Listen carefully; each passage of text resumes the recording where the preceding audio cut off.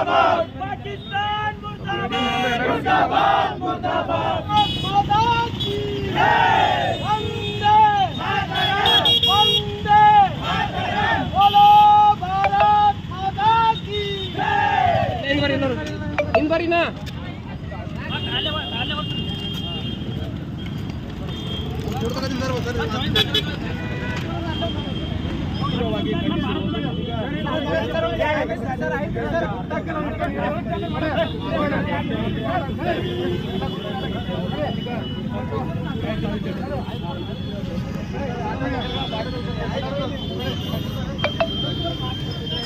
ಜಮ್ಮು ಕಾಶ್ಮೀರಿನ ಪಹಲ್ಗಾಮಲ್ಲಿ ನಡೆದ ಒಂದು ಘಟನೆ ಹಿನ್ನೆಲೆಯಲ್ಲಿ ವಿವಿಧ ಸಂಘಟನೆಗಳು ನಾನಾ ರೀತಿಯ ಒಂದು ಪ್ರೊಟೆಸ್ಟನ್ನು ಮಾಡ್ತಾ ಇದ್ದಾರೆ.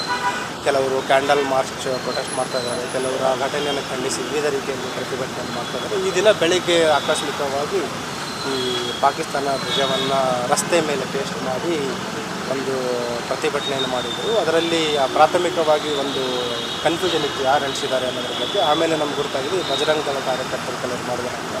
ಅವರನ್ನು ಈಗ ವಶಕ್ಕೆ ಪಡೆದು ವಿಚಾರಣೆ ಮಾಡ್ತಾ ಇದ್ದೀವಿ. ದೇ ಹ್ಯಾವ್ ಡನ್ ಏನು ಒಂದು ಘಟನೆ ಇದೆ ಅದಕ್ಕೆ ಒಂದು ಪ್ರತಿಭಟನೆಯಾಗಿ ಪಾಕಿಸ್ತಾನ ವಿರುದ್ಧ ಪ್ರತಿಭಟನೆಯನ್ನು ಮಾಡಿರೋದು ತಿಳಿದಿದೆ.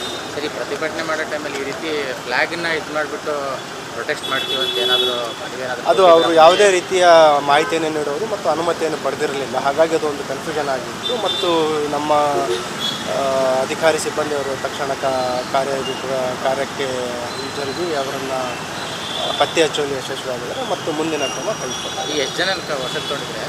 6 ಜನನ ವಶಕ್ಕೆ ಪಡ್ಕೊಂಡು ಹೆಸರುಗಳು ಪರಿಶೀಲನೆ ಮಾಡ್ತಾರೆ.